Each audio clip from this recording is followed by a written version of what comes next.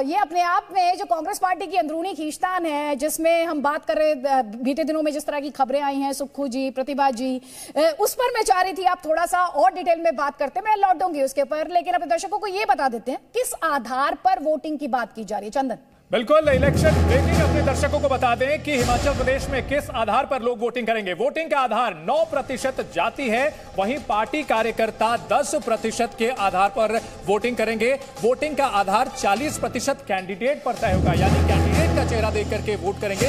इसके अलावा वोटिंग का आधार केंद्रीय नेतृत्व को देख करके भी होगा। 17% लोग केंद्रीय नेतृत्व को मुद्दा मानते हैं, उनके आधार पर वोट करेंगे। वहीं प्रदेश नेतृत्व को लेकर के भी है, प्रदेश नेतृत्व के आधार पर, मुख्यमंत्री के चेहरे के आधार पर 11% लोग वोटिंग करेंगे। और हिमाचल प्रदेश में जाति के आधार पर 9% लोग वोट करेंगे। लेकिन अच्छी बात यह है कि यहां पर वोट प्रतिशत 40% लोग प्रत्याशी के आधार पर वोट करेंगे, 10% पार्टी कार्यकर्ता के आधार पर, केंद्रीय नेतृत्व के चेहरे पर 17% लोग वोट करेंगे। वहीं मुख्यमंत्री का चेहरा 11% लोगों के लिए अहम मुद्दा होगा। इसके अलावा जो चुनावी वादे पार्टियों ने किए हैं उनके आधार पर 9% लोग वोट करेंगे। इसके अलावा अन्य मुद्दे जो हैं वो 4% की हिस्सेदारी रखते हैं। लोग जब वोट करने के लिए जाएंगे तो इन बातों को अपने जहन में रखेंगे। सबसे अहम बात प्रत्याशी 40%। बिल्कुल, और ये जो ओपिनियन पोल है इसमें लर्निंग्स भी हैं, इसमें इंसाइट्स भी हैं। तो प्रेम शुक्ला जी और अभय दुबे जी ध्यान से सुनिएगा, क्योंकि मैं मनीष का रुख करूंगी। मनीष, इसमें बहुत इंटरेस्टिंग है, अक्सर जाति डोमिनेट करती है। यह भी कहा जाता है कि चेहरा कौन है, लीडरशिप कौन है। यहां पर हम देख रहे हैं 40% लोग कह रहे हैं कि जो प्रत्याशी होगा उसे देखकर वोट करेंगे। और क्या क्या इंपॉर्टेंट इनसाइट्स और वैल्यूएबल इनसाइट्स आपके पास? नहीं, ये भी देखिए ट्रेंड रहा है आदित्य जी, हमेशा हिमाचल प्रदेश में चुनाव हमेशा विधानसभा के लेवल पे लड़े गए हैं। और इसीलिए for the first time Zee media ने विधानसभा का दर्पण के नाम से ये सर्वे और ओपिनियन पोल किए हैं। हमने पूरे राज्य का एक सैंपल नहीं लिया है, हमने विधानसभा वाइज जाकर 3 मेथोडोलॉजी से, यानी कंप्यूटर असिस्टेड पर्सनल इंटरव्यू, यानी पर्सनल इंटरव्यू किए हैं, लोगों के घर घर जाकर लोगों से बात करी है, हमने टेलीफोन के माध्यम से लोगों से बात करी है, और हमने मोबाइल और डिजिटल टेक्नोलॉजी का भी सहारा लिया है। और तभी जाके हम इतना बड़ा सैंपल साइज बहुत कम समय में कर पाए हैं। क्योंकि अभी मेरे साथ अभय जी भी आए हैं अभी रिसेंटली हिमाचल से।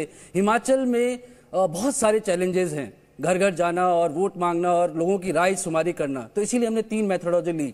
अब जैसे कि चंदन ने बहुत पहले वाली स्लाइड्स में हमें बताया था, नंबर्स बताए थे कि लोग विधायक से कितना खुश है। यानी 43% लोग बीजेपी के विधायकों से खुश है, 48% लोग कांग्रेस के विधायकों से खुश है। यानी वहां पर लोग उम्मीदवार का चेहरा दूसरा देखना चाहते हैं। यहां पर दोनों पार्टियों से हम भी ये सुनना चाहते थे, क्या इस बेसिस पे ये टिकट डिस्ट्रीब्यूट करेंगे। आज हमने ये डेटा इनको दिया है जो कभी भी मनीष पूछ लेते हैं, बहुत इंटरेस्टिंग है ये आपने बहुत अच्छे से इसको कोरिलेट किया है।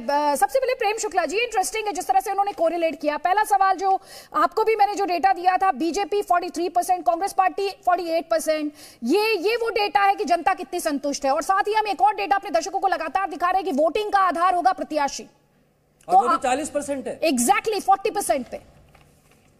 निश्चित तौर पर भारतीय जनता पार्टी तो हमेशा जो टिकटों का बंटवारा करती है उसमें एक बड़ा मानदंड वहां के प्रत्याशी की लोकप्रियता होती है, उसका जनाधार होता है, उसकी जनता में किस तरह से लोकप्रियता है। इसका हम हमेशा से इंटरनल सर्वेक्षण करते हैं, संगठन के स्तर पर सर्वेक्षण करते हैं, और भी हमारे जो है निष्पक्ष लोगों से भी सर्वेक्षण कराया जाता है। तो निश्चित तौर पर प्रत्याशी का अपना कामकाज करने का तरीका, जो वहां पर सिटिंग एमएलए हैं या जहां पर हमारे सिटिंग एमएलए नहीं है, ऐसे इलाकों में हमारा जो सबसे लोकप्रिय व्यक्ति हो, जो जनता को आसानी से उपलब्ध हो, वो हमेशा जनोन्मुखी कार्यक्रमों का क्रियान्वयन करता हो, यह हम मानदंड लेते हैं और इसी आधार पर हमारे यहाँ टिकटों का बंटवारा होता है। तो शुक्ला जी, इसका मतलब ये है कि इस बार जो है मोदी जी और जयराम ठाकुर जी के नाम पे चुनाव नहीं लड़े जाएंगे, उम्मीदवारों के ऊपर लड़े जाएंगे हिमाचल में? बहुत अच्छा प्रश्न है आपका। देखिए, मैंने पहले ही जवाब में कहा था कि हमारे पास आदरणीय नरेंद्र मोदी जैसा पारस्परिक स्पष्ट नेतृत्व है, तो हम उसके बिना क्यों चुनाव लड़ेंगे। और जयराम ठाकुर चूंकि उन्होंने जो 5 वर्ष काम किया उस पर भी जो है मुहर लगनी है।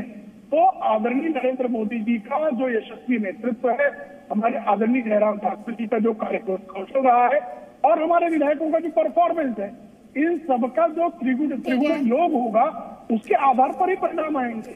ठीक है, अभय दुबे जी, आपके लिए चेहरे पर चुनाव या प्रत्याशी के नाम पर चुनाव, उसके काम पर चुनाव? अदिति जी, एक बात तो साफ हो गई, इसलिए भारतीय जनता पार्टी आपका सर्वे आज देख रही होगी, केंद्रीय नेतृत्व तो वो साहस नहीं करेगा कि राज्य के नेतृत्व को सिर्फ 11% लोगों ने स्वीकार किया और केंद्र के नेतृत्व को सिर्फ 17% लोगों ने स्वीकार किया। हाँ, हमारा आपका सर्वे सहायक होगा, इसमें कोई संदेह नहीं, और कांग्रेस पार्टी भी अपना सर्वे कराती है और नागरिकों से उनका अभिमत लेती है और उसके बाद प्रत्याशियों का चयन होता है।